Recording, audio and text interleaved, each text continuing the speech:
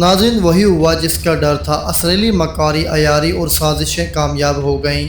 صہیونی lobby نے امریکہ اور ایران کے درمیان ہونے والی مفاہمتی یادداشت اور امن معاہدہ سبوتاژ کر دیا ہے۔ امریکہ اور ایران کا ایک دوسرے پر ایک طرف امریکہ سینٹ کوم نے ایران میں 90 سے زائد فوجی اہداف پر بمباری کی، جس کے نتیجے میں ایرانی بندرگاہ چابہار اور تہران تک سب کچھ لرزا اٹھا ہے۔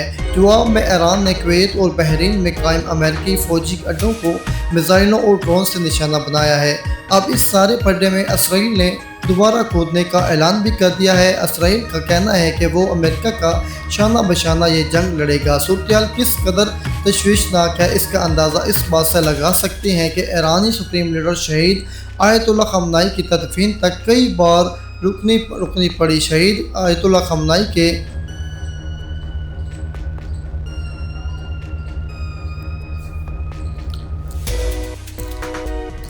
ایرانی سپریم لیڈر شہید آیت اللہ خامنائی کی تدفین تک کئی بار روکنی پڑی۔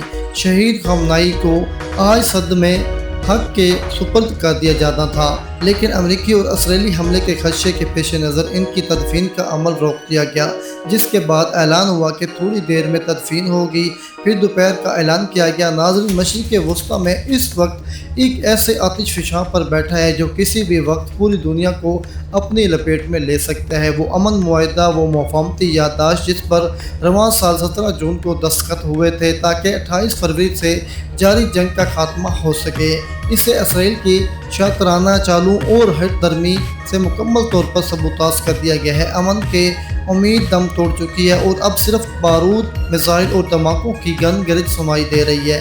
امریکہ سینٹم کا اعلان کیا گیا ہے کہ انہوں نے اس روک ایران پر حملوں کا ایک نیا اور انتہائی تباہ کن مرحلہ مکمل کر لیا ہے۔ امریکہ دعوی کے مطابق یہ حملے ابنائے ہرمز کی تجارتی جہاز رانی کو تحفظ فل دینے کے لیے کیے گئے ہیں۔ امریکی فضائیہ اور بحریہ نے یکے بعد دیگر ایران کے 90 سے زائد فوجی اہداف کو نشانہ بنایا، جس میں چابہار، بندر عباس اور سرک جیسے ساحلی شہر شامل ہیں۔ فضائی دفاعی نظام، میزائل ڈپو اور پاسداران انقلاب کی کشتیاں ملبے کا ڈھیر بنا دی گئیں۔ امریکی صدر ڈونلڈ ٹرمپ نے کھلم کھلا دھمکی دی ہے کہ وہ یہ صرف شروعات ہے۔ اگر ایران نے دوبارہ حملہ کیا، یعنی کہ تجارتی جہازوں کو نشانہ بنایا، تو ان حملوں کا 20 کا شدت گنا سے جواب دیا جائے گا۔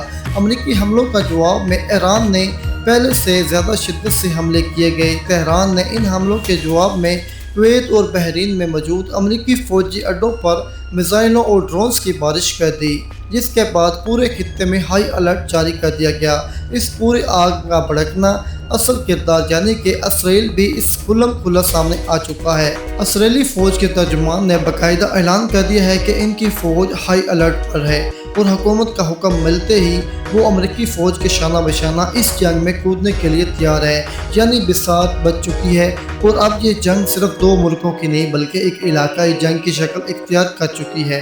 اسرائیلی جنگی جنون کا اندازہ اس بات سے لگایا جا سکتا ہے کہ تہران میں سیکورٹی کی صورتحال اس حد تک نازک ہو چکی ہے کہ ایرانی سپریم لیڈر مجتبیٰ خامنائی کی تدفین کو عارضی طور پر روکنا پڑ رہا ہے۔ ایران انٹیلیجنس نے اچھا ظاہر کیا ہے کہ تدفین کے اس بڑے اجتماع کو امریکہ یا اسرائیلی لڑاکا طیارے نشانہ بنا سکتے ہیں، اور ویسے بھی امریکہ اور اسرائیل سے کوئی بھی توقع رکھی نہیں جا سکتی، کیوں نہ کہ یہ کسی بھی حد تک جا سکتے ہیں۔ جو ملک منافق کو 167 معصوم بچوں کو خون میں نہلا سکتا ہے، ان سے کسی بھی قسم کی توقع رکھنا بیکار ہے۔ لیکن ناظرین، اس سب کے درمیان سب سے حیران کن اور پر اسرار پوزیشن پاکستان کی ہے۔ ایران ہمارا پڑوسی ہے، خطے میں اتنی بڑی تباہی مچی ہے، لیکن اسلام آباد کی جانب سے اب تک کوئی بڑی سفارتی کوشش، کوئی بڑی کامیابی یا کوئی بڑا بیان یا ثالثی پیشکش سامنے نہیں آئی۔ معاملات کو دیکھ کر ایسا لگتا ہے کہ پاکستان کے ارباب اختیار اب کے بار ایک مختلف اور شاید بڑی گہری حکمت عملی اپنائی ہے۔ ایسا محسوس ہوتا ہے کہ پاکستان نے یہ فیصلہ کر لیا ہے کہ اب کے بار انہیں لڑنے دیا جائے، تمام فریقین کو زور آزمائی کرنے دی جائے، اور جب یہ طاقتیں لڑ کر اپنے ہتھیار چلا کر تھک جائیں گی تو پھر دیکھا جائے گا پاکستان کو کیا یہ پوزیشن لینی ہے۔ لیکن ایران کی جانب سے سعودی عرب پر حملہ نہ کرنا یہ ظاہر کرتا ہے کہ اس جنگ کو بڑھانے کے موڈ میں نہیں ہے، کیوں نہ کہ پاکستان کا واضح پیغام ہے کہ سعودی عرب پر حملہ برداشت نہیں کیا جائے گا۔ ناظرین، مشرق وسطی میں امریکہ اور ایران کے درمیان حالیہ براہ راست تصادم محض ایک وقتی کشیدگی نہیں بلکہ خطے کی جیو پولیٹیکلز میں ایک زبردست زلزلے کی مانند ہے، جس نے طویل عرصے سے جاری پراکسی وار کو ایک باقاعدہ جنگ میں تبدیل کر دیا گیا ہے۔ امریکہ کی جانب سے ایران کے اندر 90 سے زائد اسٹریٹجک کا ہدف جو ہے وہ بمباری، اور جواب میں ایران کی طرف سے کویت اور بحرین میں امریکی اڈوں پر میزائل داغنا یہ ظاہر کرتا ہے کہ دونوں ممالک اب واپسی کے راستے بند کر چکی ہے۔ واشنگٹن کا یہ دعویٰ ہے کہ حملہ ابنائے ہرمز میں جہاز رانی کے تحفظ کے لیے کیے گئے۔ دراصل بین الاقوامی برادری کو یہ پاور کرنے کی کوشش کی ہے کہ ایران عالمی معیشت کے لیے خطرہ بن چکا ہے، جبکہ ایران کا ترندانہ جواب اس بات کا ثبوت ہے کہ وہ کسی بھی قیمت پر دباؤ میں آنے کو تیار نہیں ہے۔ اس سارے منظرنامے میں اسرائیل کا کردار انتہائی مقروض رہا ہے۔ اس میں ہمیشہ امریکہ اور ایران کے درمیان کسی بھی امکانی مفاہمات کو اپنی وجوہات کے لیے خطرہ سمجھا ہے۔ اسرائیل کی جانب سے امریکی کارروائیوں کا حصہ بننے کا اعلان اس بات کی تصدیق کرتا ہے کہ اس بحران کو تہران کی فوج اور جوہری صلاحیتوں کو مستقل طور پر مفلوج کرنے کے سنہری موقع کے طور پر دیکھ رہا ہے۔ تہران میں پیدا ہونے والی سیکیورٹی کی نازک صورتحال، خصوصاً تدفین کے عمل میں بار بار کی تاخیر، اس نفسیاتی جنگ میں اور خوف کے ماحول کو ظاہر کرتی ہے جس نے اس وقت ایرانی قیادت کو گھیرا ہوا ہے۔ اس درمیان پاکستان کی غیر معمولی خاموشی اور مظاہری غیر جانبدارانہ پوزیشن انتہائی گہری اسٹریٹجک حکمت عملی کی عکاسی ہے۔ اسلام آباد روایتی طور پر ایسے بحرانوں میں فوری طور پر ثالثی یا امن کی دہائی دیتا نظر آتا تھا، لیکن اس بار انتظار کرو اور دیکھو کہ پالیسی یہ بتاتی ہے کہ پاکستانی مفسرین آخر خطے میں زمینی حقیقتوں کو پہنچ چکی ہے۔ پاکستان شاید یہ سمجھتا ہے کہ اس وقت فریقین کے جذبات اور جنگی جنون اس نہج پر پہنچ چکی ہے کہ جہاں کوئی بھی سفارتی کوشش کا ثابت نہیں ہو سکتی، لہذا طاقت کے استوازن کو میدان جنگ میں طے ہونا چاہیے۔ پاکستان کے لیے سب سے بڑا چیلنج اپنے مغربی سرحدی کو محافظت اور داخلی استحکام کو برقرار رکھنا ہے، کیونکہ ایران میں کسی بھی قسم کا بڑا بگاڑ پاکستان پر براہ راست اثر انداز ہو سکتا ہے۔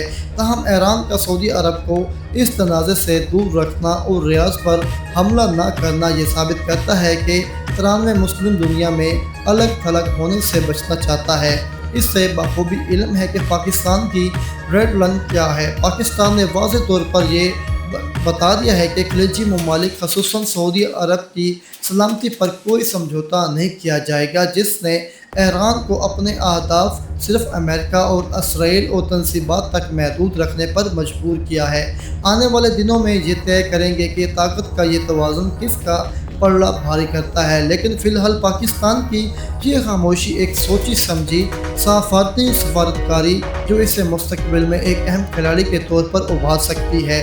ناظرین، یہ سارا تناظرہ 2 روز پہلے اس وقت شروع ہوا جب ایران نے قطر کے 3 آئل ٹینکرز پر حملہ کیا گیا کہ جہاز اس راستے پر اور کویت کے مطابق نہیں چل رہے تھے، جو کہ ہماری جانب سے جاری کی گئے تھے، جس کے جواب میں امریکہ کی جانب سے جوابی حملہ بھی کیا گیا۔ امریکہ نے آئل انفراسٹرکچرز کے متعدد ٹارگٹس کو نشانہ بنایا۔ بحرین اور کویت میں ایک بار پھر سے ہائی الرٹ ہے، کیوں نہ کہ ایران نے مزید حملوں کی دھمکی بھی دے رکھی ہے۔ دوستوں، اس وقت ایران بہت سی جنگوں پر غلط اندازے لگا رہا ہے۔ ایران کی مس کیلکولیشن کی وجہ سے سمجھ آتی ہے کہ انہوں نے اپنی طرف سے ریڈ لائن بنائی ہے۔ اب یہ ابنائے ہرمز میں جو ہم نے قواعد و ضوابط کر دیے گئے ہیں، اگر آپ ان میں سے 1 انچ بھی آگے پیچھے ہوں گے تو نتیجہ آپ سوچے بغیر رابطہ کر سکتے ہیں۔ پالیسی کسی بھی بہادر کے امتحان نہیں بلکہ دانش مند کا امتحان ہے، کیوں نہ کہ جب تک جنگ جاری تھی اس وقت تک امریکہ اور اسرائیل کو دنیا جانے کے طور پر دیکھ رہی تھی، اور پوری دنیا کی ہمدردیاں ایران کے ساتھ تھی، کیوں نہ کہ وہ ایک مظلوم ریاست کے طور پر ابھرتا تھا۔ اس کے بعد امن کا آغاز ہوا، جو تجارت کرنے والوں نے اپنی کیلکولیشن کی ہوئی تھی، ہم نے اگلے 4 مہینے کی کس طرح چلنا ہے۔ دنیا بھر میں معیشت کو چلانے والے جو سٹیٹمنٹ بناتے ہیں وہ اب ایران کے حق میں نہیں رہا۔ اگر ایران نے بہت ساری جگہوں پر سمجھوتہ کر لیا ہے تو ان معاملات سے اجتناب برتنا چاہیے۔ بار بار ایسے ٹارگٹ دبانے سے کیا ضرورت ہے جس سے جنگ ہوتی ہے، لیکن چونکہ ایران میں سخت غیر اکثریت میں سے یوں کہہ لیجیے کہ اقتدار ان کے ہاتھ میں ہے، اس لیے جو لوگ مفاہمت، مذاکرات اور بات چیت کے ذریعے مسئلہ حل کرنا چاہتے ہیں، ان کے لیے بھی کوئی دوسرا آپشن باقی نہیں بچتا، اور ان حملوں کو جسٹیفائی کریں کہ جنگ کی حمایت کریں اور ایرانی قیادت کو ہوش مندانہ کام لینا ہوگا تاکہ اس جنگ کا رخ اتنا دنیا کی معیشت بحال ہو اور خود ایرانی عوام سکھ کا سانس لے سکیں۔ اس سب کا نقصان اور خمیازہ ایران کی عوام بھگت رہی ہے، جنہیں امید ہو گئی تھی کہ عالمی پابندیاں ہٹنے کے بعد ان کے حالات بہتر ہوں گے، لیکن لگتا نہیں کہ ایسا بہت جلد ہونے جا رہا ہے۔ آنے والے دنوں میں صورتحال کا رخ اختیار کرتی ہے۔ کیا رخ اختیار کرتی ہے پاکستان؟ کیا دوبارہ ثالثی کے لیے میدان میں اترے گا؟ اس کا جواب فی الحال کسی کے پاس نہیں ہے۔ آج تک کے لیے اتنا